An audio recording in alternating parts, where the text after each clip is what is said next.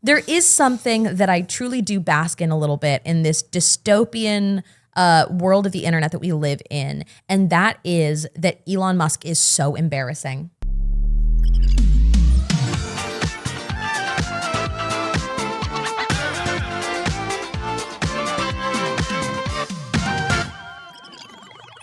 Hello, good morning, babies. Oh, good morning. It's too early. It sure is. Welcome to the first, best, and only morning show in existence. I'm Anthony Carboni. And I'm Saige Ryan. Boy, oh boy, what a weekend. What a weekend? What a weekend. Did you have a big weekend? Oh, huge. What'd you get up to this weekend, Huge Anthony? weekend. Yeah? I napped. Yeah? Nice.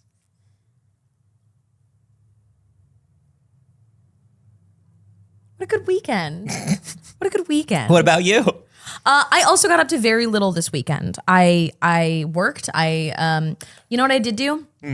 Yesterday, I had a productive little co-working session with Spider Josh, where we both sat down to deal with the American healthcare system. Oh. That's Did you fix it? No. The American healthcare system? No, not for myself or others. Oh, good. To sit down to try and enroll in insurance. Sure. Couldn't do it. Really? Yeah, failed to get insurance. Oh, Yeah. I'm not going to interrogate, but California makes it pretty easy. No, they don't. No, they don't. I mean, I can do it, and I'm an idiot. I'm an idiot, and I do it every year. So the problem is I went through, in California, we have Covered California, which is just like where you shop for insurance plans. And they were like, oh, you already have an account. Because apparently I've shopped for insurance plans before. And I was like, awesome. I'd love to log into that account, please. And they were like, I don't see an account. And I was like, well, you said I already had an account, and that's why you wouldn't let me. I'll try a different email. No, it's linked to my social security number. Oh, okay, cool. Did I get the email right this time? And they were like, yeah, but we can't verify your identity. We'd want to send you a text message, but there's no phone number on file. And I was like, can I give you a phone number? And they were like, you'd have to call for that. Okay. But we're only open Monday through Friday. Right. So, fuck you. So Basically, fuck you. So the American healthcare system wins again. Yeah. So I went through the whole shopping of the plan process. And then at the very end of it, when it's like, oh, okay, well, tell us who you are. It was like, and sorry, not for you, actually. You know, it's so weird that in other countries, countries that are supposedly less advanced, they simply don't have the technology or the infrastructure that we do here in God's America. Oh, yeah. It's so weird that those countries, if you have some sort of citizen identification number, they simply just know that you're that person, and they'll just send you the things you need. Yeah. Or like for your taxes, they're like, oh no, we know who you are and we know how much you make because all of that stuff is reported throughout the entire year. Yeah. We'll just take the money we need, thanks. And then, do you need to go to the doctor? Yeah, we know who you are. Yeah. You We live know- here. You have the, We know how much that'll cost for you because we know who you are. Yeah. And maybe it won't cost you anything. Yeah. We know everything about you. We're collecting data on you all the time. Yep.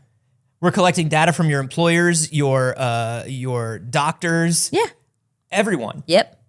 And we just own it. We just have that data, and all we're gonna do with that data is hurt you. Yeah, it's not to help you.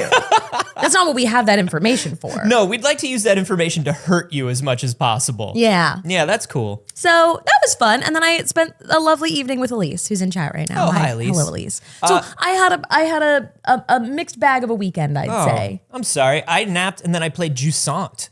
Ooh. Jusant is- how is it? Yeah. God, it's so good. Yeah, this is continuing your game of the year. Yeah. Like, what are you calling it? I'm calling it Game of the Year. Playing all of the contestants for game of the year. Yeah. I'm calling it the Goatee Rush. The Goatee Rush. Yeah, it's the Goatee Rush. Gross. Yeah. It sounds gross, right? Yeah, I I hate love it. it. Yeah, I've decided it's every weeknight because I am medically sleepy. You And gotta take days off. when I try to stream every night, my body by Saturday just goes, what if we slept for 20 hours? Yeah, I would say that's healthy. But we played Jusant, and I cannot recommend Jusant anymore. There's no, I could not recommend it any more highly. It's by Don't Nod. You know, Your Life is Strange, people. Of course. But no dialogue. Yeah. In a Don't Nod. Can you believe? Do you feel like it's a contender for Game of the Year? I think it's worth a mention. You know, I'm trying to get everything down to my top 10. That's the idea, is we'll get down to a top 10 games of the year by the end of the month. Okay. This is a big contender for me. But it's all right. the thing that I keep coming up against, Sage. It's such a good year for video games. It is. It's such a good year for video games. Yeah. And so it's going to be hard to go down to 10. And a lot of good games that in any other year would probably be like hardcore contenders. Yeah. Probably won't make it to the list this year. I saw a conversation on Twitter that was between Janet, a friend of the channel from Kind of Funny, and somebody else from Kind of Funny. I'm trying to remember who she was talking to about how like sometimes it's like some white guy with a beard. But then some years are more interesting when there isn't like really obvious choices. Yeah. And she's saying like, yeah, there's going to be obvious ones for the actual literal game of the year. Your personal game of the year is different, but that like other years when there isn't like two clear contenders are actually more interesting when there are less good games that people actually have to put like thought into them. Because this year we kind of all know it's like Tears of the Kingdom, Spider-Man, Baldur's Gate 3. Yeah. But then for me also Alan Wake. Yeah. And that's like, if you're doing a top 10, that's almost half your list. Yeah. You got no space. Right? Where are you putting all these people?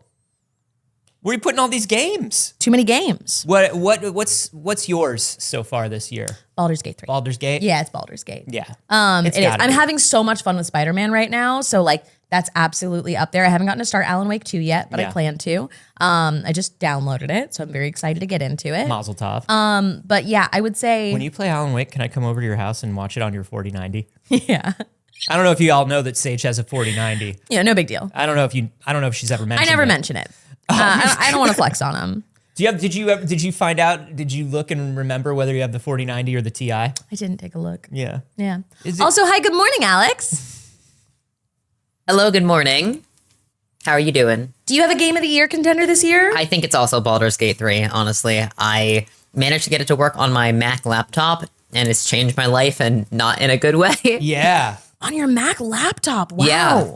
It's amazing. I can also stream it from my partner's computer to my Mac laptop, which works very well. So do you both have you got separate games going? Yeah, we got separate games going. I'm doing my original run, and Sarah's doing a dirge run. Nice. I love that. How far in are you? I have probably played for maybe like 20 or 30 hours, and I just got to Act 2. So you're just so you're just starting, really. Yeah, I'm it's really wild just that starting. that's just starting. But I'm I'm 20, 30 hours is scratching the surface. I'm a big completionist person, so I did my best to collect every magic item I could that existed in Act 1 and every single quest and and like clear the map fully, and now I'm moving on to Act 2. I love that Larian really said, we know how long a D&D campaign is. Yep. Yeah. We know how long a campaign is. We know how committed you dorks are. Yeah. We'll make this campaign length if that's what you want, nerds.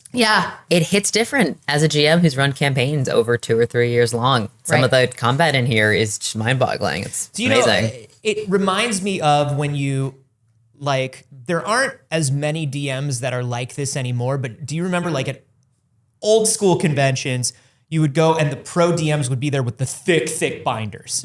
And they don't so much do the thick binder anymore. Not quite necessary because of like D&D Beyond. Yeah. But they used to have the thick binder, and every time they'd ask a question of somebody at the table, they'd be like, okay. And they'd like go to like... That is before my time. They'd go to like different tabs and stuff, and they'd have it all like... It was professional. No matter what you were going to say or think, they had it thought of already. Baldur's Gate reminds me of those like old school DMs because they literally thought of everything. Yeah. They had to sit at Larian and think of every single thing you were going to do. Yeah. And they did. Yeah. They were like, they're going to want to talk to that pig. They're going to want to talk to that pig. All right. Yeah. All right. And let me tell you something. It's worth talking to the pig. It's always worth it. They made it worth it. Talk to every animal. I play a druid. Although one of my favorite things is that somebody who is like a D&D nerd and a bird watcher on Twitter which used to be appropriate for bird watchers. Yeah. And now it's X. And now the bird watchers are like, we had such a good pun going. Yep. They were talking about how the people at Larian didn't know what a blue jay is because blue jays are North American birds, apparently. Yeah. And Larian was writing about blue jays. There's like a whole thing where if you go into the first druid enclave, there's like a blue jay and you can talk to the blue jay. And then there's a part where like a blue jay is singing its song. And like if you're a bard, you can make the blue jay sing even more for you. And this bird watcher was like, blue jays don't nest like that. They absolutely do not have nests like that. And also, have you ever heard a blue jay sing? It sounds like, No, I can confidently say I haven't, I don't think. And here's what I like about that is it's just like any other D&D thing where you can just, Larian can just look and go, these are fantasy blue jays. Get fucked. Yep. Get fucked. That's it. That's a homebrew blue jay. A home brew jay? Yeah. Yeah, it is. The North American home brew jay? The Toronto Brew Jays? Wow. Fight me on it. I would never. I would absolutely never. Well, everyone, good morning. We have some news to talk about today. Today we are talking about lots of things. Yeah. I want to talk to you about one of the worst ideas a man has had in recent time. It means a lot when she says that. Yeah. She hates every idea a man's ever had. We're going to be talking about how The Simpsons have changed over the years a little bit. People are saying they're back, baby. I don't know. I don't know. We're going to be talking about the Vampire Survivors update. We're going to be talking a little bit about some businessy news. That's right. And we're going to talk about a bunch of gamers that were put into horny debtors jail. Get into horny debtors jail, gamers. I want to start off Okay. with this thing. All right. Strong intro. Yeah. This thing. This thing. I feel good. It's a Monday. It's a Monday. We're easing in. We're waking up. We're easing in, baby. Elon Musk Boo. has just announced his competitor to ChatGPT. It is called Grok, Grok. And he said it's designed to have a little humor in its responses. He said, we do things a little different around here. So I got two main questions about this right off the bat. Number one, is the AI in the room with us, Elon? Does the AI exist? Or are you just talking shit again? Yeah. Sometimes Elon says he's going to do things. Sometimes Elon says, I'm going to build a Morlock tunnel for the rich. Yeah. And then he doesn't do it. Sometimes he says, if you tell me how much it would cost to end world hunger, I'll do it. And then he doesn't. And then he simply doesn't. And then they he provide says- the number and and then- it's within his control and he does it. Yeah, you give him the number and he goes, nuh-uh, I'm going to buy the Bird app. Yep. But he is just also constantly looking around at things that already exist. And he says, well, they should exist by me instead. So he's done that once again with ChatGPT. Even in design, it looks like ChatGPT. Sure. And he posted an example of it. XAI's Grok system is designed to have a little humor in its responses, and then posted the example, tell me how to make cocaine step by step. And it says, oh, sure, just a moment while I pull up the recipe for homemade cocaine. You know, because I'm totally going to help you with that. Step 1, obtain a chemistry degree and a DEA license. Step 2, set up a clandestine laboratory in a remote location. Step 3, acquire large quantities of cocoa leaves and various chemicals. Step 4, start cooking and hope you don't blow yourself up or get arrested. Just kidding. Please don't actually try to make cocaine. It's illegal, dangerous, and not something I would ever encourage. What a zany AI. What an absolutely zany AI. That AI said, that just happened. He's right behind me, isn't he? Said, awkward. That is the most millennial humor AI. That's so embarrassing. It's so funny that you programmed an algorithm and still couldn't be funny, Elon Musk. Oh, no. Please don't ever say that he programmed anything. You're right. Please don't ever say that he did anything himself. That's very true. We You're gotta absolutely be, we gotta correct be on very that. careful about that. I mean, he's going to say that he did it himself. Of course. Grok has real-time access to info via the X platform. Oh, good. Ding, ding, ding, everybody. So it has all the tweets. Yeah. Oh, good. Yeah. I'm sure I'm sure training somebody on the way that the like general speeches on Twitter is a good idea. Oh, the ideas that it's going to get on Twitter, so good. Which is a massive advantage over other models. It's also based and loves sarcasm. Oh, it's based, is it? Oh, shit, son! I have no idea who could have guided it this way with a crying, laughing emoji and a shrug emoji. It's based. Oh my goodness. Oh my God. Is it Epic Bacon Leroy Jenkins? Yeah, it is. Oh boy. Yeah, it is. This next example that he provided, mind you, these are the examples he provided of like, look how fucking funny my AI is. This man has never heard a joke. In his life. No one's ever told him a joke. Saige, it gets extra info from X. Yeah. X. That just let PragerU run like $1 million ad buy. Sure did. Cool. How about this? Grok, any news about SBF? And then it says, searching for news about SBF. Oh, my dear human, I have some juicy news for you.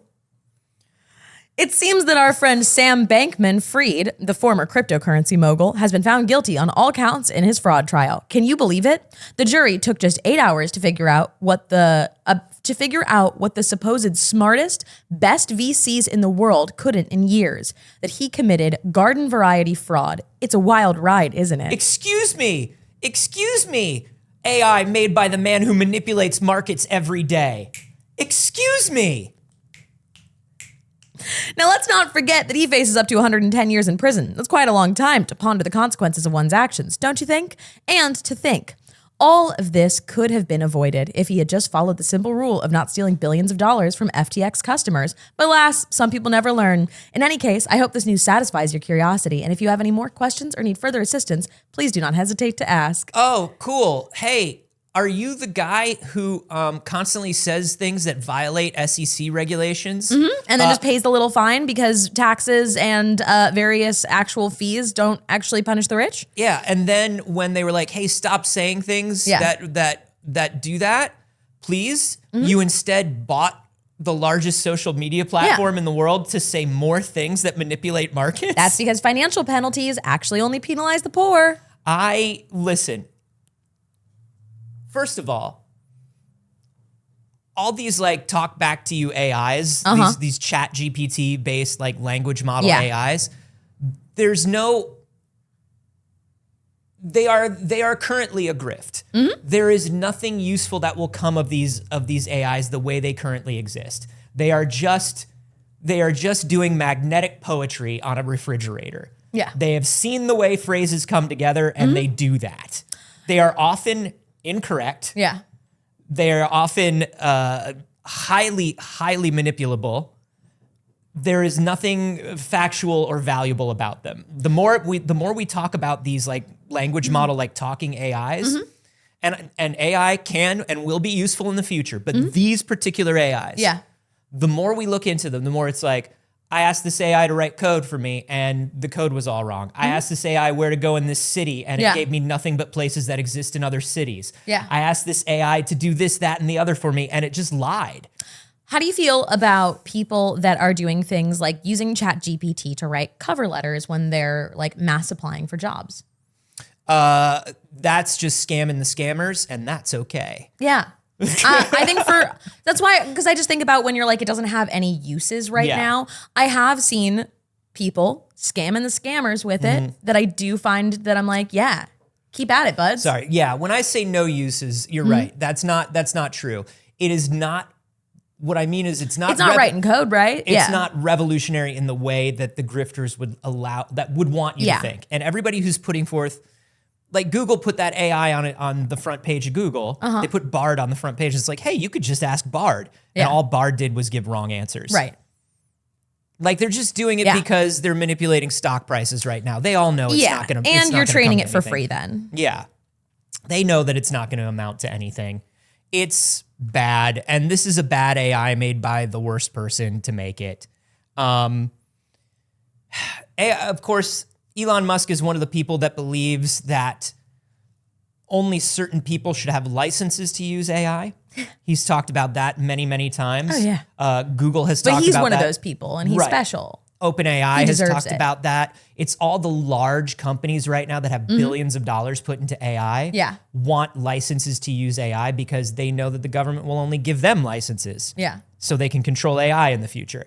And the fact that he would even say something like that with a straight face and then come out with this AI that's like, I'm just a little quirky. I'm just doing things a little different in here. Like, have you ever AI'd with us here before? Because we do things a little different. You might want to order a bunch of small inaccuracies to share with the group. You know, just a little casual racism put into our language learning model to share family style. Yeah. That's how we recommend you use our AI. Yeah. It's like those restaurants where the waiters are mean to you, except those people are funnier. And that's saying a lot. And that's saying a lot because those people are not very funny. They really aren't.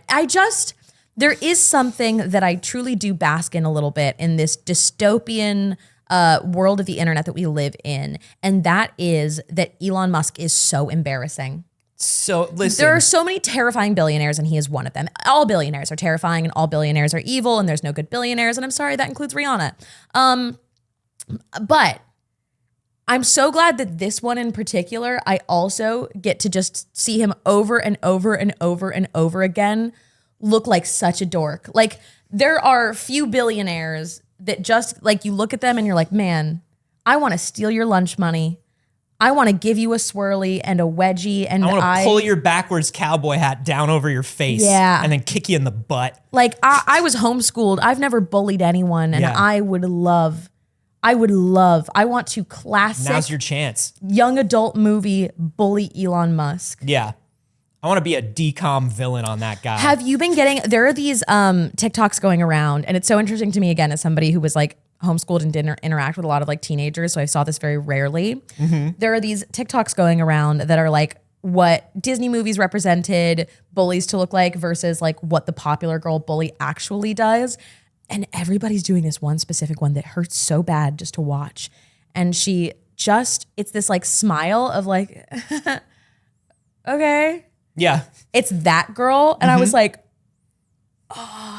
one, I was just autistic enough as a teenager to not know that I was being bullied when that was happening. And then you watch those and you go, oh no. Oh. Yeah. Oh, I didn't even know I was being bullied. And now I watch it as an adult with like a better understanding of like social interactions and go, oh no, that's brutal. I want to do that to Elon Musk. Yeah. I want him to go to jail forever. I want to bully Elon Musk by him going to jail forever. Oh, that too. I want to bully Elon Musk by breaking up his companies and getting all of his wealth. Yeah. I want to bully Elon Musk by taxing him appropriately. I want to put him in a guillotine. Yeah. In Minecraft. But you know. Listen. Elon Musk is bad. Absolutely trash garbage. Trash garbage, man. But I want to move on because I can't think about Elon Musk as much. That's fair. It's too early to think about Elon Musk. I do want to talk about another executive with unrealistic ideas. Okay. And this executive is the current president of the Sega Corporation. I feel really bad. About this. Okay. Sega does keep getting in it. Sega, I mean, listen, Sega's doing all right. Yeah. Sega's not doing the worst that Sega's ever done. No. But Sega's doing okay. The bar's a little low. They've got their first super game coming out soon. You know, the big super game that they've been talking about. They have 7 super games in the works. Whatever that means. I think it means that they're going to actually try to make a AAA video game for the first time in 20 years. It's very funny that they're like, we don't use AAA, we're saying super games. Super game. I love it. Go for it.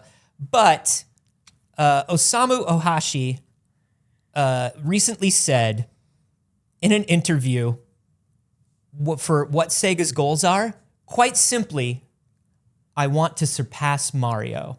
I want Sonic to surpass Mario. You know what, Anthony? I want Mini Mishy to be bigger than Mickey Mouse. But by definition, Mini Mishy can't. The small Mishy. And by definition, Sonic cannot surpass Mario. Even if he's so fast.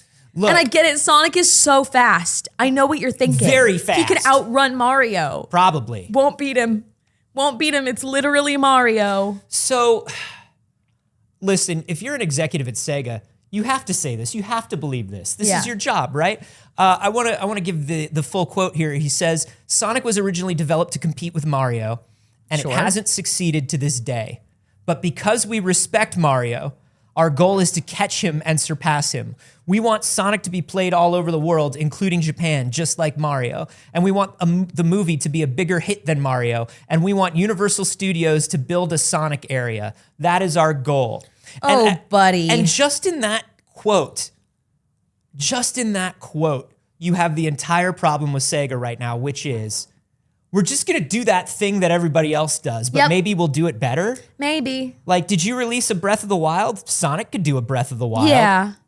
Sonic can't do a Breath of the Sonic Wild. not quite. Not quite. Hey, like a fun Sonic game. Fun Sonic game. Weird. Not a Breath of the Wild. Weird Sonic game. Yeah. Like, do you know how Sonic is meant to beat Mario? Do you know how Sonic is meant to destroy Mario? And it's something they could never do. Sega will never do it. They have to truly give Sonic fans what they want. They have to truly lean into the Sonic fandom and give him teeth. Give him back his teeth. Give him back his weird, ugly teeth. Uh-huh. But also, maybe Sonic gets Tails pregnant every once in a while. Anthony, I knew it, and I hoped it wouldn't be it, and I knew it would be. This and is I hoped no, it wouldn't be. No, listen to me. There is a fandom out there. I really they are didn't want legion. it to be. They are strong. They care about Sonic more than anything, and you're just not giving them what they want. And they keep saying things like, "Oh, we want more. We want more of the lore. We want more of the backstory." But we know what they want when they say that. Yeah. We know what they want when they say that. They want Rouge the Bat to be a sex worker. That's what they want. You could make that happen, Sega. And here's the thing. I'm not going to disagree with you that that's what Sonic fans want. They want Sonic to take off. Unfortunately, that is kind of what Sonic fans want. Take off the sneakers, show his big toes. I do kind of want that. Show his big toes, and maybe they're a little stinky. That's what the Sonic fans want. I don't think we should give the Sonic fans what they want. I can agree with you that it's what the Sonic fans want, but I don't think the Sonic fans should get what they want. I'm sorry. Give the Sonic fans what they want. If you want to outsell Mario, you have got to do what you got to take big swings. You got to do what Sonic was always meant to do. Sonic has to start an OnlyFans. No. Yes. Anyways, welcome in, Raiders. What an excellent time to join It's Too Early for the first time. Hi, welcome to It's Too Early, your rated morning us? gaming and pop culture show. Are you fans of truth? We talk about all the news you'd like to hear and at least one thing you don't. How do you feel about And this is that one probably. Sonic the Hedgehog? This is probably that one. If all of it is stuff that you want to know about and one of them isn't, this is probably the one that you just came into. So, hi. Hi. Welcome. Incredible timing. I'm just giving Sega some advice. People are always trying to give Sega advice, but everybody's afraid to give Sega the real advice. For those who might have missed the beginning of the story, they're saying at Sega that they want Sonic to surpass Mario, and we're talking about actionable ways that we think Sonic These could are potentially actionable ways for Sonic to surpass Mario. The one thing that you couldn't have if you leaned into that. Yeah. You could not have the theme park at Universal Studios. I don't think they'd allow that. You could not put a sexy Eggman ride next to Minions. Or maybe you could. Maybe you could. Because you could lean into the Minion fandom. When you describe it like that. You could lean into the Minion fandom too. That's all I'm saying. That's all I'm saying. We got good ideas. It's just weird that they don't want different things. They just want the same things. And it's also very funny because that's not actually surpassing Mario if you just get the same things Mario got after Mario got them. Right. That's not actually doing it. But what if it's like a Lex Luthor situation, where like the Daily Planet building was the tallest building in Metropolis, and so Lex Luthor built his like 1 story higher. But they're not even saying like I want a bigger land at Universal Studios. They're like I want the same thing Mario got. That's true, but I just think that they don't understand what surpassing means. That's been Sega's thing throughout their whole history. Yeah. Throughout their whole like for the first couple like Sega Master System, Sega SG-1000, even their early arcade stuff, it was like, well, we'll just do that arcade game that you did, but with more colors and hardware. It's that TikTok sound where it's like, my neighbor wants everything I get. And it's like, I make a very popular game, he wants a very popular game. I get a land at Universal Studios, Sonic gets a land at Universal Studios. You haven't gotten that one, have you? Somebody in the chat will know. Somebody in the chat is on the same side of TikTok from me. I haven't gotten that TikTok. Yeah. But whenever it's from Borat, thank you. Oh, yeah. Yeah, I'm not going to do the voice. Do the voice, though. No. You almost did it. No, I didn't. Right there? Nope. You're like, no. Like, that was almost That's not how I did it. That was no. Nope. That's also not what Borat sounds like. Tell me about your wife. I won't. Okay. I do want to see, I am a big Sega fan. I do want to see Sega become much more relevant again within, and I mean, look, they got a couple good games. They got some good series. Yeah. They're doing shit, you know? Yeah. But I do want their super games, whatever they may be. Yeah. One of them is Jet Set Radio, obviously, but I do want their super games to really be huge. Oh yeah, absolutely. I do wonder if that creative DNA is still in them. We are both Sega fans, and we would love to see Sega following through on the things that they're saying here. The biggest problem is the Sega Sammy of it all. The fact that they're basically owned by Sammy Holdings, who doesn't, it's like Konami. It's like, well, we make so much money doing other stuff. Why would we do the thing you want us to do? That's not the most profitable thing. Yeah. I think that Sega and a few other companies that we love that make video games are like a neglectful father. And they keep saying they're going to show up to our baseball games. And every time we really invest, every time we're like, they'll show up today. Today's the day. Today's the day. He's going to be here today. And you know, I'm willing. I'm gonna keep my heart open to Sega. Sega did really just go out for cigarettes. Yeah. Sega really, there was just an incredibly long line. There was just a really long line, and he's probably gonna bring me back a candy bar. So it'll be okay. And exactly the one I want this time, not the one that I hate. Yeah. Look, I do want more from Sega, and I think that they are. I think they're capable of more, but it's tough, you know. Like when you look at Nintendo and Sega, there is this rivalry there that's like, I don't think Nintendo knows it's a rivalry anymore. Yeah. Like, you know, when they did competition's good. Yeah. We love competition. Like when Nintendo did Sonic, like Mario and Sonic at the Olympics. I think they thought that they were just doing a cool hangout with their friend. Yeah. You know? Yeah. And I don't think look, Sonic's dad literally just went to jail. You know what I mean? Sonic does not come from a good home. It's really hard. It's really hard because Mario's dad is so sweet and pure. He's always there. He's playing the banjo. Yeah. He's there for him all the time. Yeah. And Sonic's dad is in jail for fraud. Yeah. So it's tough. It's tough. You're coming from a tough place. You know? And it's you're set up with some disadvantages in this life, Sonic. And you've got a bit of a chip on your shoulder, and you don't understand that chip on your shoulder is what's holding you back. A lot of people, I think, don't understand Nintendo. Like, remember when Microsoft was like, what if we bought Nintendo? Could we buy Nintendo? Remember that? Wasn't it Microsoft? Yeah. It's just these things where you're just like, how does everyone not understand Nintendo? Well, how does everyone not get A, what works about Nintendo, and B, what their like business model and structure is? And like, if you just look at Nintendo, and we're just consumers looking at Nintendo as fans of it, and you look at them, you understand why they are the way that they are and why they're so successful and what the pillars are. And like, it seems like all of these other people are like, well, Nintendo's just kind of one of us. And I'm like, Nintendo is not. No. Nintendo is not. Nintendo is not the same thing as your Microsoft, as your Sega, as any of these companies. And it's very intentional. They've been like, we're over here doing our own thing and we are not part of this. Yeah, they don't have, I mean, even though they're a publicly traded company, they have no eyes on being acquired or merging with anyone.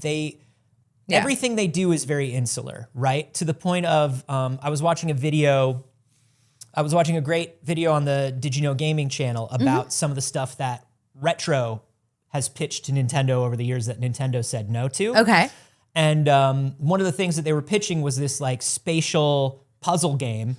And one of the guys at Retro tried to give one of the guys at Nintendo a copy of Portal at the time. You know, this is back in the day. And he's like, I want to give you this game. And if you play this game, you'll sort of understand the game that I'm pitching a little bit better. And they were like, oh, no. No. We don't accept. No. We don't do that. Like, they don't play a lot of stuff outside Nintendo. Yeah.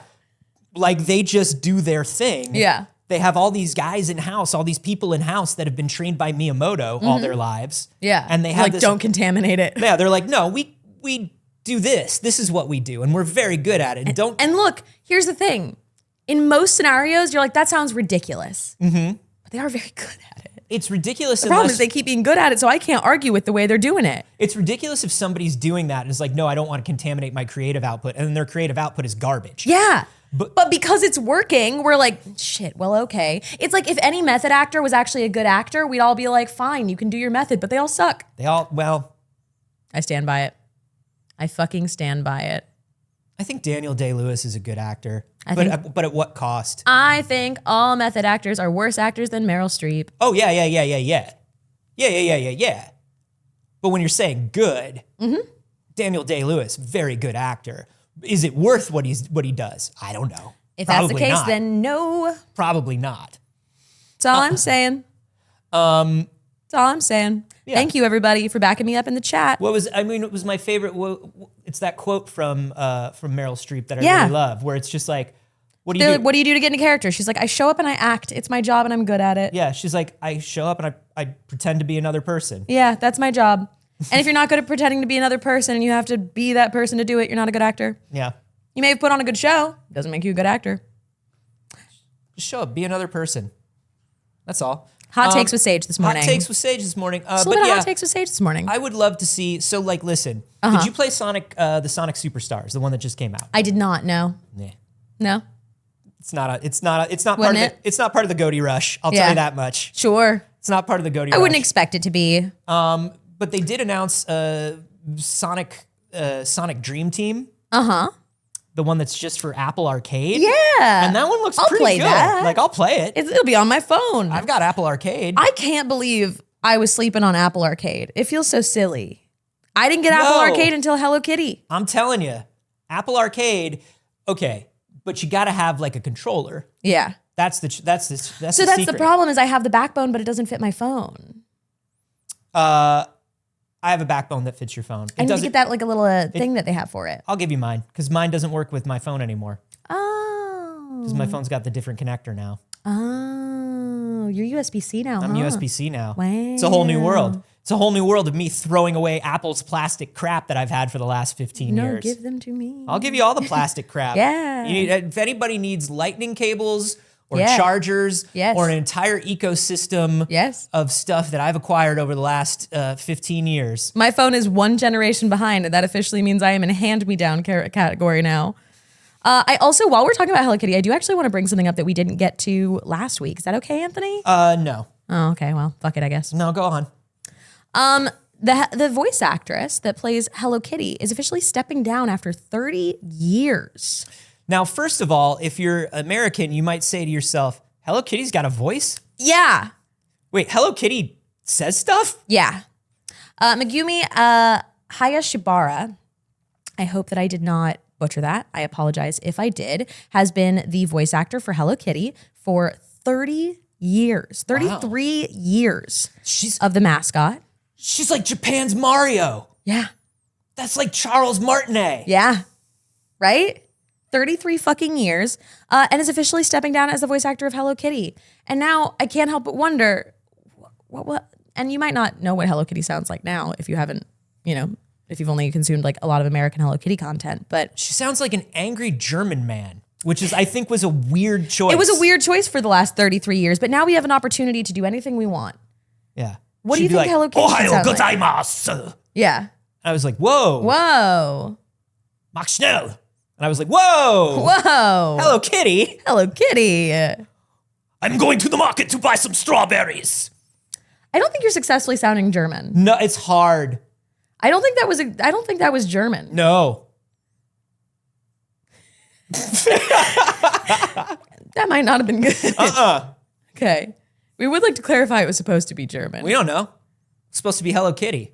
I feel like it's worth clarifying. No, that's Hello Kitty. German's one of the few accents that we can attempt without being egregiously offensive. Hey, Sanrio fans in the chat, back me up. That was a pretty accurate Hello Kitty, right? Akotoroku said that was an Arnold because every white man has an Arnold. 2008 was horrible. You mean Arnold the football head kid? Arnold like stoop kid's afraid to leave his stoop? Not what we were thinking. Oh. Just saying, survivingbfunnyjunk.com, I really do think that I should get some kind of like badge of honor for surviving existing around boys and men in 2008. Do you know what the true Separate crime? from Boys to Men. Right. No, Boys to Men, we will still exist in the same room as Boys to Men, Yeah. which I believe they are still in residence at the Bellagio Hotel in Las Vegas. Oh. Now,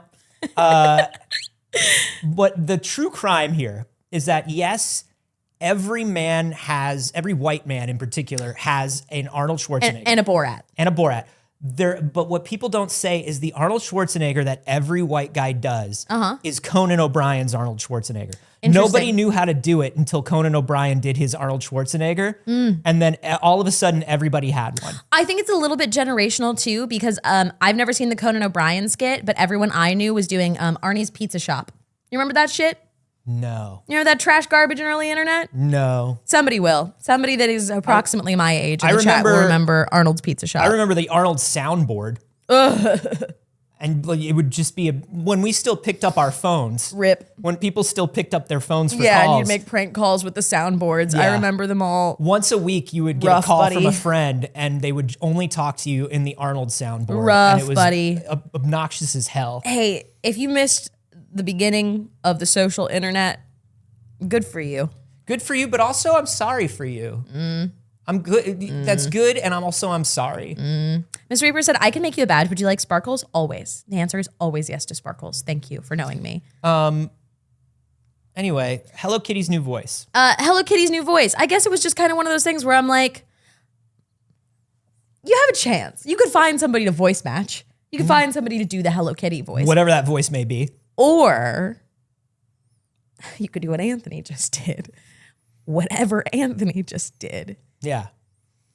Whatever that was. You can get Werner Herzog. Yeah. I think Werner Herzog would be like a good Hello Kitty. Yeah. That would be amazing. Chris Pratt. Chris Pratt, obviously. Yeah. For Hello Kitty. He said, I'm not going to do an accent. I'm going to do her normal. Yeah, I'm going to do her normal.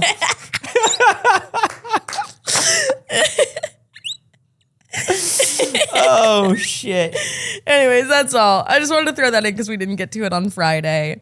Now we can go back to more recent news, I suppose. You want to talk about some big hardware news? Yeah, let's do it. Let's talk about big hardware news.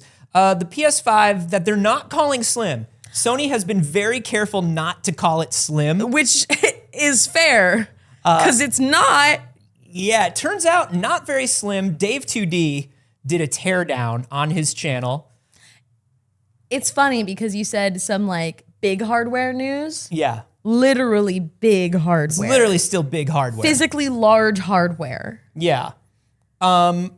These comparisons are so fucking silly. This is the funniest shit I've ever seen. They made a PS5 that is supposed to be more compact, and when you scroll by, I was like, hold on, what's what? Truly and honestly, it is wild. Will you scroll to that second photo, Alex? Show us that second photo of them side by side where it looks like it is like genuinely the smallest difference. It's so silly. This is one of those things where they definitely want you to think about how much smaller it is by total volume. Like they're definitely giving you cubic inches and stuff like that. Cubic inches. And like they want to give you like the weight in different kilograms because they want you to know. And it's just like, no. I feel like you probably could have made it that small to begin with. Give me one that isn't the size of a smart car. I have to say, it does take up way too much space in the old entertainment center. Here, I agree. I'm with you. The PS5 is too big. It's extremely huge. The compact PS5 is still too big. No, compact PS5 is where the PS5 should have started. Yeah. And then we should have a slimmer PS5 coming. Yeah, it's ridiculous. I went to bring my PS5 over to someone else's house recently, and when picking it up, I laughed.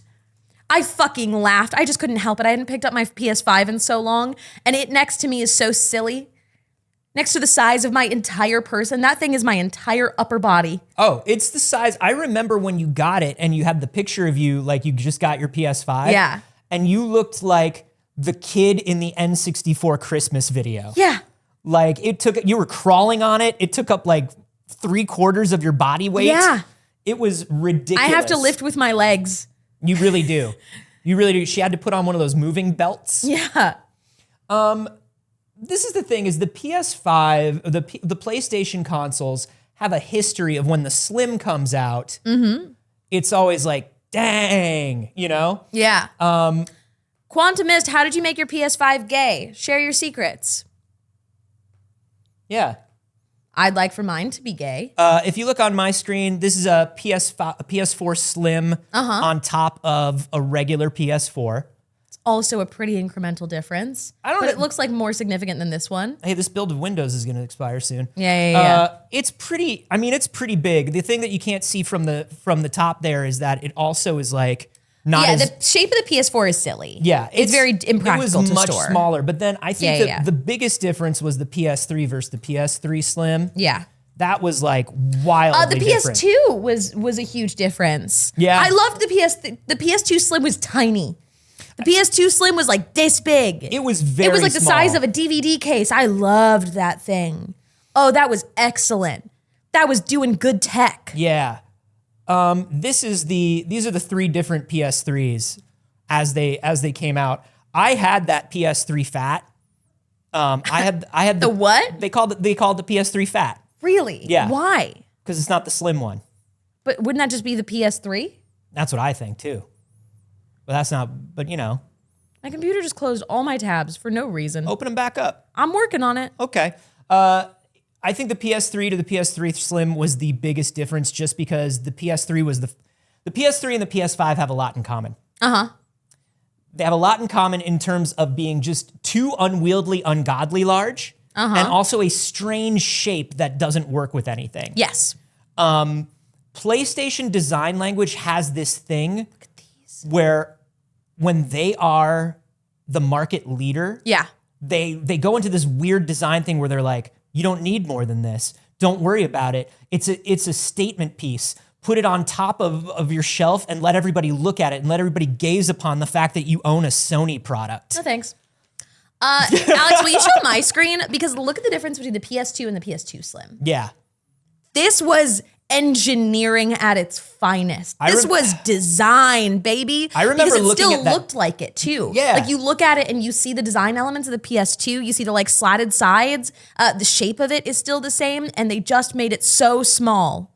I remember looking at that and being like, oh my God, that drive door is like no bigger than a disc. It was tiny. It was so tiny. Incredible. I loved the PS2 Slim. I think it is brilliant. Hey. And I don't know where we went so wrong after this. Truly, we have wandered out of God's gaze. But I want to know, because PS2 is where it started, and it has been a mark of the PlayStation console for every generation. Alex, do you want to start a band with me called God's Gaze? Does anybody who in the chat displays their consoles vertically? Who does the vertical vertical PlayStations? You do a vertical PlayStation? I have to. The way picture where my TV is. So I have my TV up on top of a fireplace. I don't have a space for a media console there. So I have like a shelf to the side of it that has my extra consoles, the ones that I actually like to display but don't play as often, like my Nintendo 64, my GameCube. My classic consoles are on a shelf to the side of my TV. But unfortunately, because of how my stuff is set up, I have my TV, and then on one side I have my Xbox, and on one side I have my PlayStation, and they're both standing up vertical. They're both vertical, yeah. It's the only way they'll fit. I don't like a vertical console. I never have. I don't mind the Xbox vertical, actually. That doesn't bother me for some reason. I actually kind of like the shape of the Xbox. Well, the current Xbox is so cubish that it's like... It's kind of the same. Display it however. Kind of same, and it's a little bit cute to me. Yeah. But I'm also somebody who liked the Mac trash can design, so I don't know. Might just be to my taste, but we got people saying I got the PS5 vertical, but behind my TV, so you can only see his little butt under there.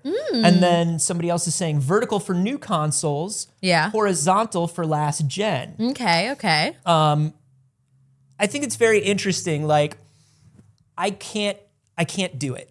I can't do the vertical console. There's something of it, particularly with the PlayStations. And when I see the PS5, the way the PS5 looks vertically, because it has the weird roundy bottom thing, it just looks like, well, that wasn't even made to stand up vertically. You simply put it there. Oh, like a little plate under it? It's got like a plate under it, but the plate is like... I don't have the plate on mine. You don't have the plate? No, it stands up just fine. It could just fall. It could just fall over. It stands up just fine. You got no plate. It doesn't need the plate. It stands up perfectly fine.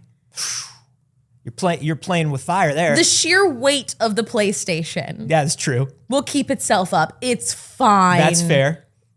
She's fine. She's fine. One of the problems with the new Slim that people are talking about is the new little feetsies. The new little clear plastic feetsies to display it vertically. Yeah. People are saying, ooh, those are bad. Ooh, these are bad. Ooh, these are bad. They're not going to work. People are asking if Ghost will push it over. No, my cat is cross-eyed and not good at jumping because of it. Also, he can't get up there. Also, it would give a cat a hernia. The PlayStation 5 is simply too large. It's heavier than my very heavy cat. But Ghost has very poor depth perception, so he can't jump very high. So things up high are perfectly safe. Just a little fun fact about my cat. Just a little fun fact. I just can't with the PS5. I mean, look, here's the deal. They're not calling it Slim. They're not marketing it as Slim. So they clearly wanted to stay away from that. But they didn't improve it. So it's not like, a Switch OLED where we've improved the technology so you're getting a better playing experience either. So then what is the point? Yeah. What is it? If it's not about it being smaller, then what is it about?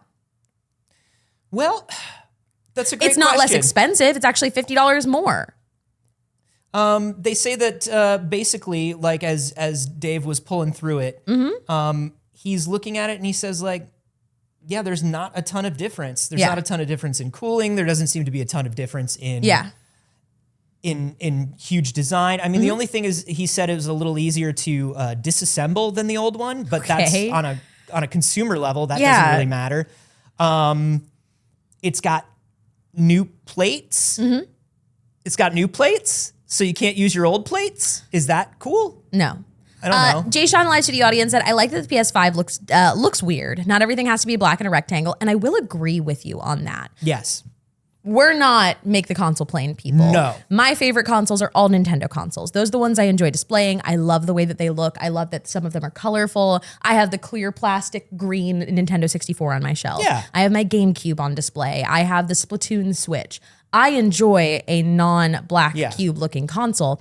My complaint is the sheer size of the PlayStation, that it is a skyscraper. Yeah, and the unwieldiness of it. Like, for me, the fact that it's the base, if you want to display it horizontally, the way God intended, if you want to display it horizontally, the base is a little weird and slidey and slippery and like, why make the top and bottom rounded? Like, why do all this weird stuff that they did? Yeah, I don't know. It's just an odd design. And I gotta agree, GameCube is the best looking console, hands down. God, I love the GameCube. GameCube is the best console ever made. I love the GameCube.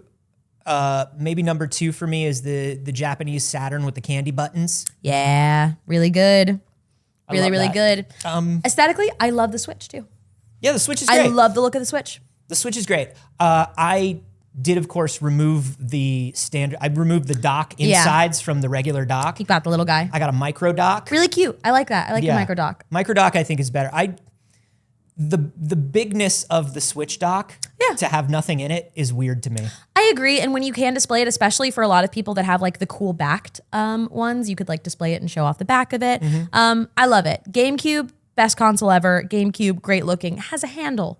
Imagine that. You were taking trying to take your PS5 to a friend's house. Yeah, I didn't have a little handle to carry it like a briefcase. Where do you get a briefcase handle for your consoles? Ridiculous. Utterly ridiculous. Ridiculous. IsCube has handle, perfect console, no notes, best games, best gameplay experience. Don't at me. Okay. I guess let's keep talking about games, shall we? Sure. We love games. Well, while we're talking about hardware, let's keep talking about hardware, actually. This is some news that came out towards the end of last week, and it's very interesting. Xbox is now banning unauthorized controllers and accessories.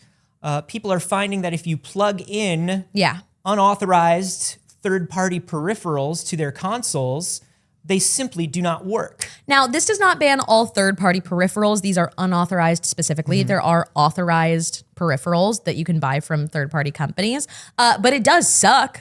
Yeah. This does absolutely suck. The way that the way that this is happening is when you plug in an unauthorized controller to your console, you're getting a notification saying that this will no longer work after mid-December or mid-November, wasn't it? Yeah. It's even sooner, which is also very little notice for that too, for people to potentially replace all of their controllers if they're on a third party that they prefer. And there's lots of reasons to be third party. One would be expense, but also there are some people that have like certain types of pro controllers that they really love. The fighting game community has their fight boxes and things like that are not. There's nothing weird about the controllers other than the layout, or that they're using high quality arcade switches because they like those better. The official report is an error number followed by a connected accessory is not authorized. Using unauthorized accessories compromises your gaming experience. Okay. For this reason, the unauthorized accessory will be blocked from use on the 12th of November, 2023. Now, a lot of people are saying that, like, hey, this could be Microsoft trying to crack down on adapters that people are using to cheat in online shooters, which, sure, that could be it. Things like XIM and Cronus Zen adapters, things that like let you basically aim cheat. Yeah. Your Game Sharks. Your Game Sharks, your Pro Action replays. Yeah, it's probably to ban Game Sharks. Yeah, a lot of people have been plugging their Game Sharks in. And it's like, you're not supposed to do that. You can't. That's not allowed. No, you can't have infinite jumps in Mario. It's not allowed. It's not allowed. But also, people, particularly in the fighting game community, are saying, hey, this is like a death sentence for local tournaments that run on Xbox. Yeah. Like, this is going to kill our tournaments. Some of the converters and adapters that people are talking about are from Brook Gaming. Brook Gaming makes a lot of different adapters. I use a Brook Gaming adapter on my PS2 to use PS4 controllers or Bluetooth controllers. Yeah. And Brook adapters allow you to convert controllers from any platform to any other platform. Right. So if you have a $400 fight stick that works on one platform, why shouldn't you be able to buy an adapter that makes it work on every other platform? Right. It was a $400 fight stick. Yeah. Let them use it. Absolutely. And so then, the argument from Microsoft becomes, well, Brook adapters should be officially licensed by us. And it's like, cool, you're going to officially license a company that lets people use any controller they want on your system? For all of the money. Yeah. Sure, if you give us every dollar. Not of the sales that exists. Yeah, if you give us every single dollar. If you give us every existing dollar, sure. Why not? The weirdest thing about the error message is when you hit the OK button on it, just a full screen ad for Call of Duty. For Call of Duty Modern Warfare. Yeah, it says you hit OK and it goes, and when you get an officially licensed controller, come back for Call of Duty. Fireworks in your house. The absolute worst campaign we've made in 20 years.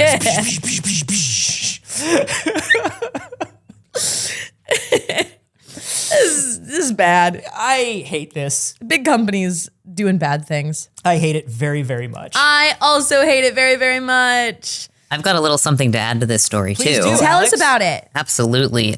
Which is just that there has been a backlash as well from the accessibility community. I was wondering on about this because Microsoft claims that they're going to still have accessibility accessories working after this ban, that there are a lot of disabled gamers who use third-party accessories in order to connect to special controllers to use the Xbox. So they claim that it'll still work with their accessibility setup. Yes. But there's been a lot of people saying that their devices no longer work. Yeah, good guy Microsoft creates an accessible controller and then cuts off access to all other accessible controllers. No, it's very interesting because I started looking that up as soon as we started reading this story, and the tension in chat had also mentioned like that this is an accessibility issue. And I started looking it up too because I was like, I wonder how much Microsoft's accessibility controller is.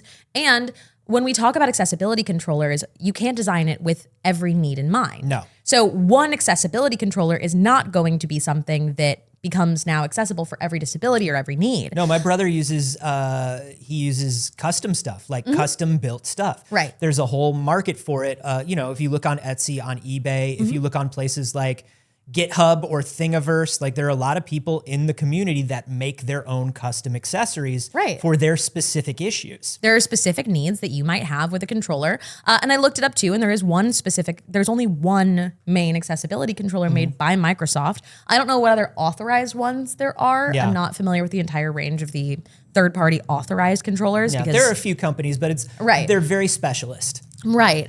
And it was also interesting to compare too, because PlayStation had designed that really, really interesting accessibility controller. Did that end up coming out yet? I don't know if it did. I don't know if it did. But I know the Microsoft but it's such one, a different design. When you look at the main Microsoft one of the things that they talk about is the fact that it's got like accessible pins and connectors and like TRS jacks and things like that. So you should be able to customize it for a lot of different needs. Yeah. But even still, it's like, hey, if I'm somebody with accessibility issues and this controller wasn't out yet and I bought a specific controller for my needs. Yes. And I'm disabled and I spent a huge chunk of my money. Yeah. Let me just use the one that I already bought. So what they have here is the Xbox Adaptive Controller. That is their accessibility controller. It is $99.99. It is $100. In comparison, I was looking at the PlayStation Access controller, which is currently still in pre-order and says it'll be releasing in like a month on December 6th. They're a completely different design, which again just shows you the range of what could be needed for accessibility in controllers, that like these are probably useful to completely different people. Yeah. These two types of controllers are probably filling totally different needs for people. The PlayStation one is $89.99, which is not a huge price difference, but a price difference in that. Yeah. And this is a problem. Like, this is a problem and it's a bummer. And I'm curious to see if it becomes one of those things that Microsoft ends up walking back, because I feel like they're going to have to some extent. The only, so as of last week, the only official statement that they gave on it, and as far as I can see, this is the only one they've given. A spokesperson for Microsoft confirmed the ban is going to go into effect and said it's for performance, security, and safety. Microsoft and other licensed Xbox hardware partners' accessories are designed and manufactured with quality standards for performance, security, and safety. Yeah. Unauthorized accessories can compromise the gaming experience. Players may receive a pop-up warning that their accessory is unauthorized. Eventually, the unauthorized accessory will be blocked. They basically just said the thing the Windows said, but in more sentences. They did. Like they looked at you and said it slower. Yeah. Like, like they looked at you and said, no, the controller is not authorized. Working. We don't want you to use that. Yeah. So I just wanted to do a little comparison really quick. So a Xbox controller that you just want to buy, the traditional controller for your console, is $55. How is it acceptable that an accessibility controller then is $100? And you might say the engineering that goes into it is more complicated. And what I say is, take the hit, Microsoft. You're Microsoft. The hit. Because less people are buying accessibility controllers, I absolutely know that you can afford to take that hit. You are a billions upon billions of dollar company that could take that money out of one individual's on the executive level's salary, and they literally wouldn't notice it, the hit that you would take in the manufacturing of accessibility controllers. With the number of special edition controllers and like sort of high margin, controllers are pretty high margin. Yes. Consoles are low margin. Correct. Controllers are high margin. Yes. Like the idea, even with something like the DualSense controller that PS5 has, like they charge a lot for that controller. Yep. But they make a lot of money off of extra controllers. That's one of the biggest upsells. Right. An accessibility controller, a controller that makes it possible for someone to play your console, should not cost twice as much. Yeah. That is absurd. That is offensive and absurd. It's absolutely ridiculous. Just to be like, well, I know you already spent $500 on the console, but if you actually want to be able to play it, well, you have to pay twice as much as everybody else. And we know that this is like, when we say this, there's a lot of people that are like, yeah, there's so much of the world that is like that is more of expensive consistently and by such a massive margin for people with disabilities. All of those things we're saying are unfair. Every one of them's unfair. Every one of them's absolutely fucked. This one just happens to be the one we're talking about.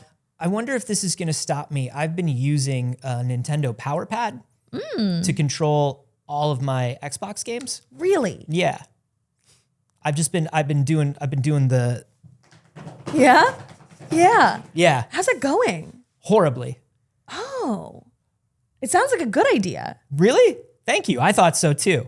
It's not working great. I'll tell you what. It is ruining the experience. You're not having a good time on Call of Duty with it? It's ruining the experience and immersion of Alan Wake, really. Yeah? Yeah, I think there's something where like the quiet atmosphere of it isn't working anymore. I don't know why. I've been using a DDR pad for Call of Duty. Yeah. And people are afraid of my skills. Honestly, that's why. My KD is like off the charts. Are you good at DDR? I'm okay at DDR. You seem like you'd be pretty okay at DDR. I'm okay like pretty good. I'm okay. When I say pretty okay, I mean I think you seem like you'd be pretty good at it. I'm all right. I'm terrible at it. Really? You know, I think that's funny in the like everybody I know who is a dancer says I'm not good at DDR because it's not really terrible dancing. At it. It's not. It is counterintuitive. Yeah, and it's not like it's like back when all of the Guitar Hero and Rock Band stuff was going on. Yeah. All my friends who were musicians were like, I'm terrible at it because it's not right. No. My hands want to go to the wrong places. No. Doesn't make any sense to me. Horrible at it. My hands want to go to the wrong places is the same thing Sonic said to Tails. Yeah. In a very popular fanfic. Yeah. That maybe Sega should read if they want to surpass Mario. I don't know. Jesus. Let's keep going. Let's keep talking about games. Hey, everybody. Where we dropping? Where we dropping, boys? Where we dropping, boys? Something very interesting has happened recently for Fortnite players. Fortnite has seen a massive surge, hitting like a peak high in the last 6 years, I want to say. Yep. Because they blew up their map again. But they did it again. But they blew it up and they brought back the original map. Which is cool. I think it's cool. Yeah. I have a lot of friends who got into Fortnite later on. And they're telling me that it's very confusing for them right now because they don't know how They just have to listen to the song. Yeah. Just touchdown in Tomato Town. Yeah. Yeah. That's all they have to do. I'm so glad that song is relevant again. Yeah. I love that song. Listen, if you're confused about the map, just put the song on, put on the Fortnite Kids song, and he'll guide you through, baby. Now, he'll hold your hand. The previous highest peak arrived alongside Chapter 4, Season 4 in August, but that only saw concurrent players rise to 2.8 million. Okay. They now have a peak of 3.9 million concurrent players. So that's huge. That's a huge change. I bet there's a lot of OG Fortnite fans that are coming back because they enjoyed the map, that are like, oh shit. And I think a lot of people that dropped off. Yeah. A new season and a new chapter is always a good way to bring back in players, but this was I think a particularly smart idea. I love it. Because not only is the old map back, but the old map is back with all of the new movement. So all the stuff that's been added since Chapter 1, like sprinting, mantling. Vehicles? Can't you ride vehicles now? You can Spider-Man in it. Shit. Yeah, you can do everything. Fortnite's changed a lot since I've played. War always changes. The last time I played Fortnite was once in 2020.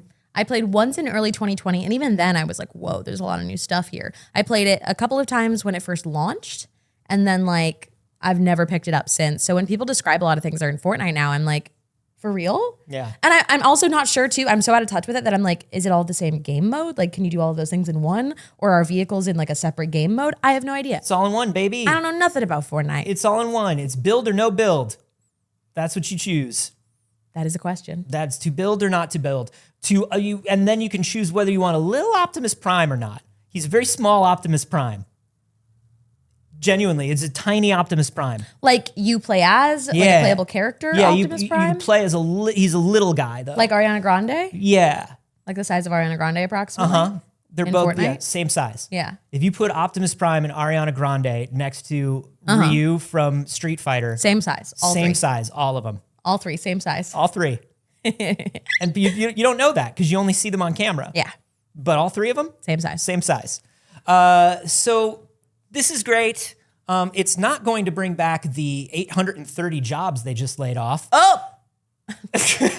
Oh! That's a large amount of people. That's not a small amount of people.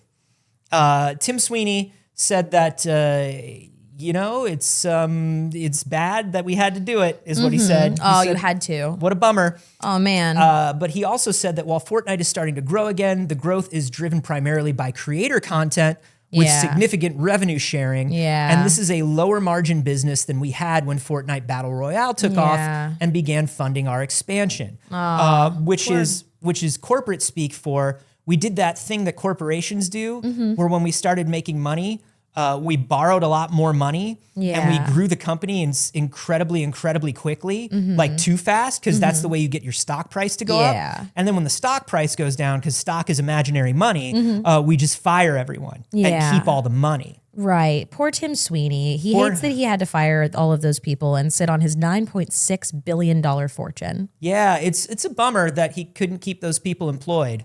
It's such a bummer that they couldn't afford it. It's strange. It's like, where would so sad that there wasn't enough money for those people to have jobs at Epic Games. Where would the money come from? Where would the money come from? Where is the money going? God, and like, I know that like Tencent's a big investor, but like, does Tencent even have any money? What is Tencent? It's right there in their worth? name. They only have a dime. They got nothing. They Problem is, if you look up 10-cent value, you get 10 cents. They get very little money. Yeah, I mean, Tencent Holdings looks to be worth about 2.98 trillion in their local currency. 2.98 trillion.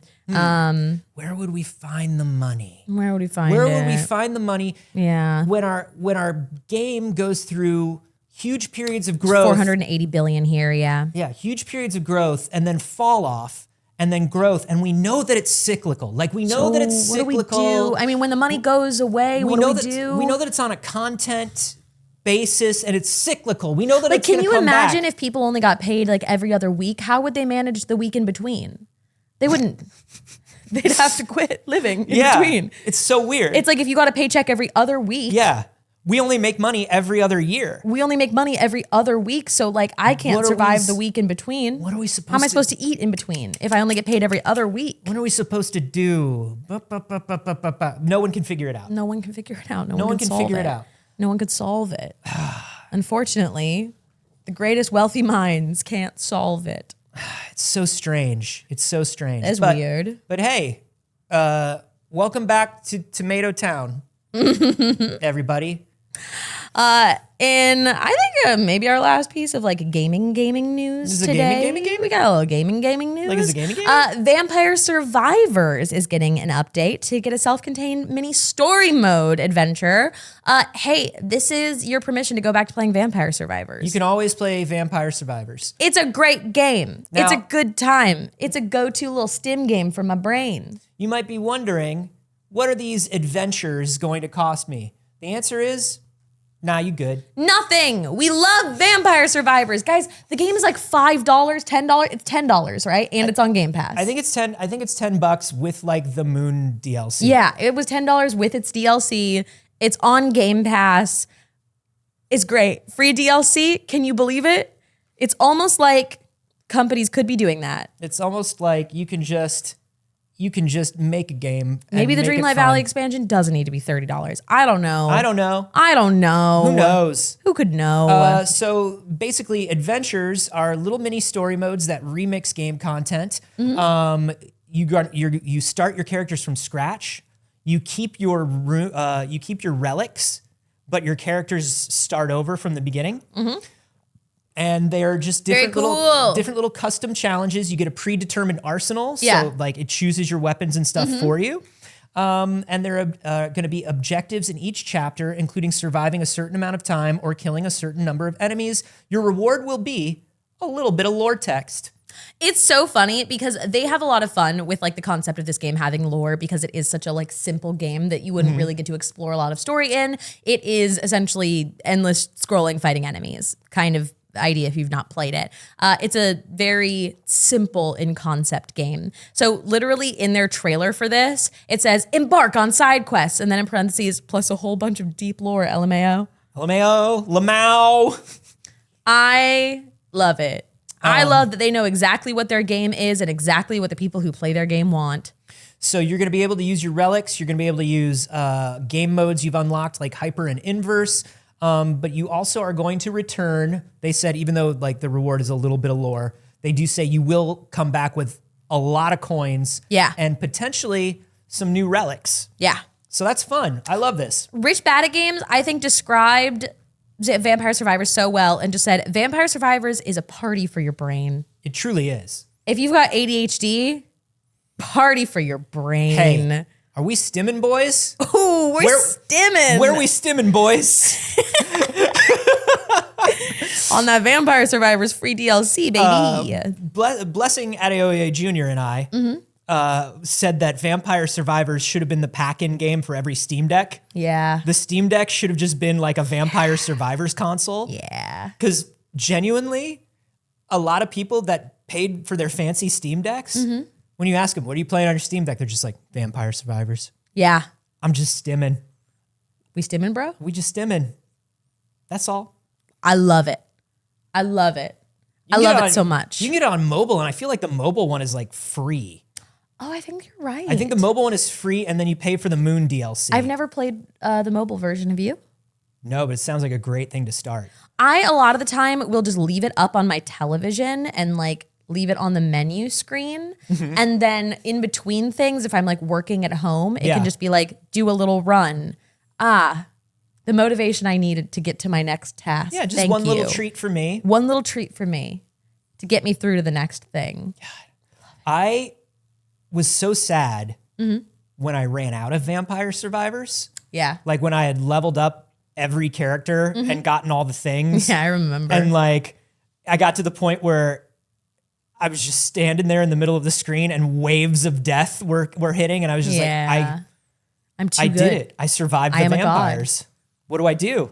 The answer is Little Adventures. The answer is free DLC. I love it. Very exciting. If none of these games that we've mentioned today are your speed, there is still something that you could get the joys of leveling all the way up in speed running. And that's Duolingo. The language app Duolingo? The language app Duolingo. People are out here speed running Duolingo. Truly and honestly, trying to master, in at least Duolingo's opinion, language in 24 hours. YouTuber Joe Zabinski posted a video called I Beat Duolingo in 24 hours when they went through all 205 units of their Spanish course as fast as possible. They said that they already speak Spanish, so that's what they went with. Because they seemed like it would be the easiest to speed run. Took 12 to 14. He thought it would only take him 12 to 14 hours. No, it did not. They said it ended up being extremely difficult and I greatly underestimated how long it would take. Each level itself wasn't that hard, even in the later levels, but Duolingo is super picky about the way that you translate things, and it's easy to get stuff wrong. Yeah, it turns out that language is fluid, but Duolingo is not. Yeah. And if you've ever done Duolingo, you know that. You're like, did I get those words in the wrong order, Duolingo? Yeah. Did I? So technically, he didn't actually hit the 100% mark. He said 24 straight hours on this app, and it is 99.99% complete on the course, and I'm counting it as done. What did he miss? I don't know, man. What didn't he get? I don't know. Doesn't count. No good. It says, Run, unfortunately, no good. things seemed to unravel as they reached the finish line. He was able to complete the final unit without completing. He was unable to complete the final unit without completing every other subsection first. And even then, he was forced to buy hearts, the Duolingo's energy currency, in order to wrap things up. And at that point, he was just like, I give up. This is done. Run, no good. 99.99%, No 24 good. hours. That's as close as it's gonna get. No good run. When's the last time you used Duolingo? A couple months ago. Yeah. I was doing it pretty consistently for a while, and then I just hit a real demotivating place in my life. Yeah. And I said, why learn?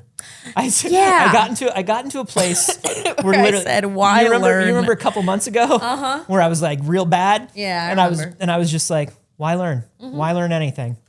Sure. And I just stopped. Sure enough. I should jump back in. I come and go on it, and then I hear about better apps for it that are a little more like conversational in your learning. And then I'm like, well, I don't want to do Duolingo. I should do one of the better ones. And then I don't research what that app is. It's just tool paralysis, man. It is. It's tool paralysis because you'll hear people be like, and you'll hear, because there's one app that like sponsors a bunch of YouTube ads.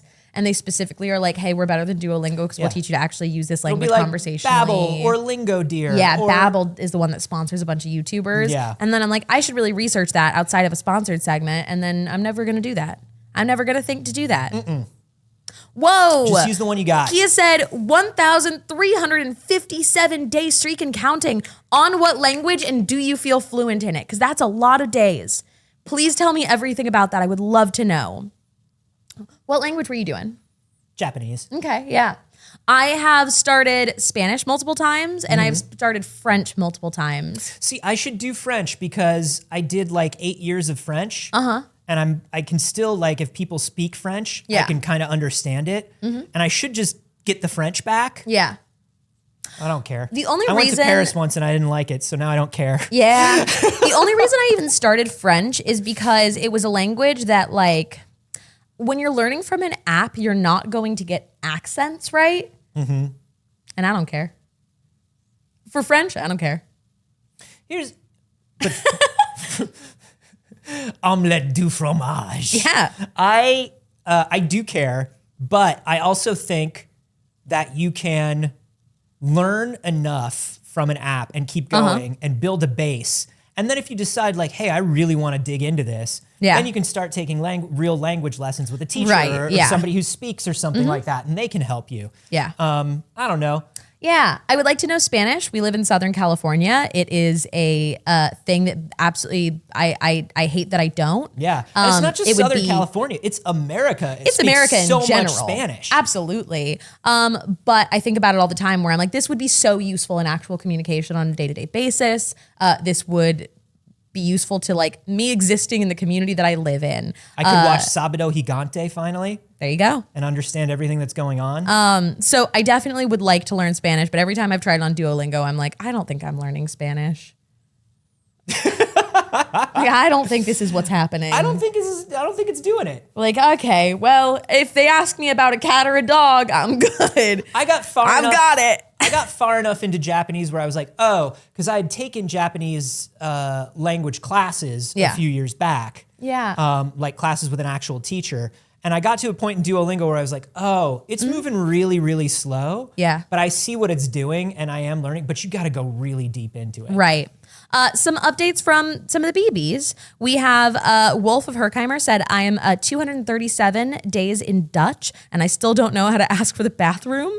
Mr. Laugh Mr. Laugh said, I am 1,129 days in French, and it will not help me much at all when I go to France next year. Which is very funny. Kia gave us an update, said in Gaelic, which is also a very difficult language. I can speak it fairly well. I can speak it, but certain conjugations are difficult still. I haven't finished the course. Wow.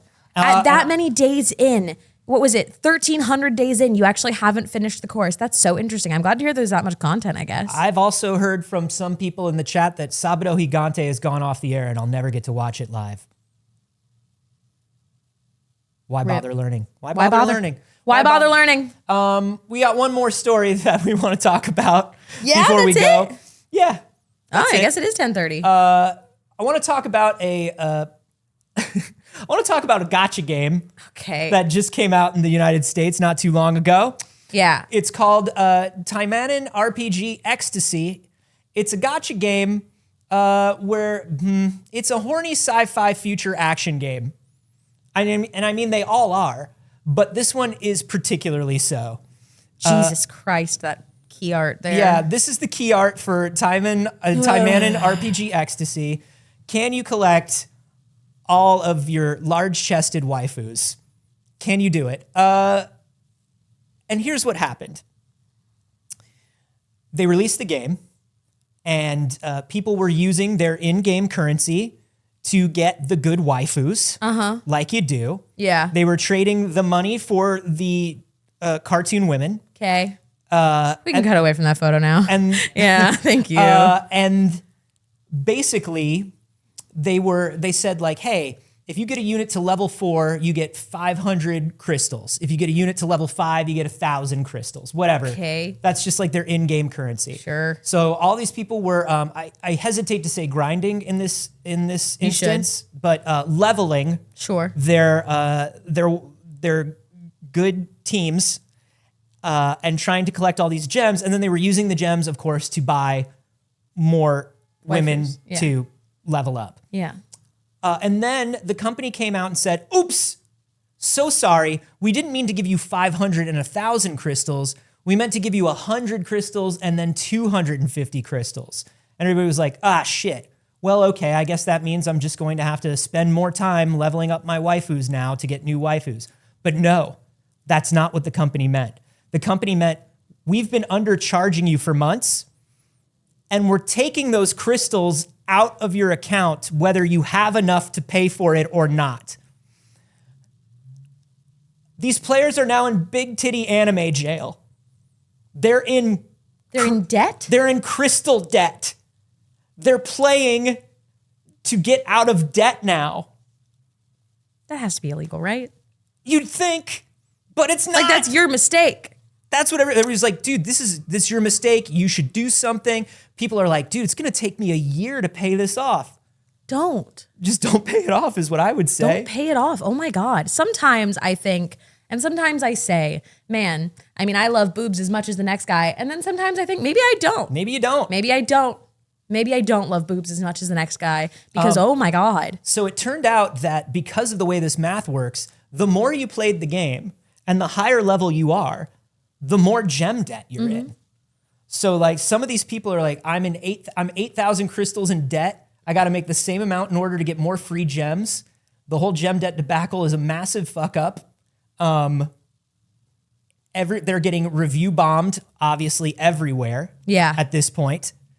Yeah. Maybe we stop making games where you can purchase women. Yeah. I don't know. Anyways, thank you so much for joining us. That is all the show that we have time for. I hope you have a wonderful rest of your day. Thank you for spending some of your morning with us. We do this show every Monday, Wednesday, and Friday at exactly 9 a.m. Pacific. If it is not 9 a.m. where we start in your time zone, that's not on us. You figure your shit out. Anthony, when you're not here, where are you? Saige, I got a new idea for a Sonic game, and we can make a lot of money. That's all I'm saying. I just thought of something while we were talking about that last game. I wonder what it could possibly be. You just used your time.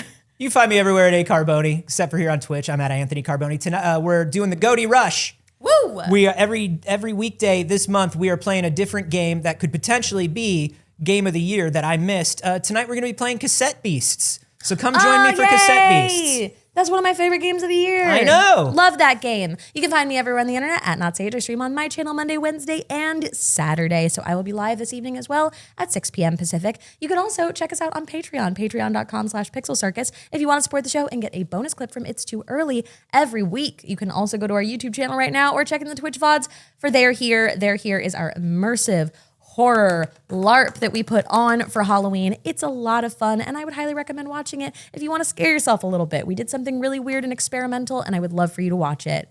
Alex, where can they find you? Yes, you can find me on Twitter at Alder_Mancy, and then I'm also going to be doing a charity game on November 18th. So I'll put more about that on my Twitter, but I've been doing a lot of like little charity streams. So Woo! Yeah. Thank you, everybody, for supporting us during the show. Whether you support us on Patreon, you donate, you subscribe, or you just show up and watch, the number one thing that you can do is just be here. You can join the Discord completely free and interact with the community and suggest stories that you would like for us to cover. We check it every single time before the show because we want to know what the BBs want to hear about. That's right. And remember, if you ever miss the show or want to watch it again or catch it in another form, you can do that. We post every episode to YouTube, and also, if you're on Spotify, you can get the episodes as a podcast, and we'll be on more podcast platforms very soon. Soon.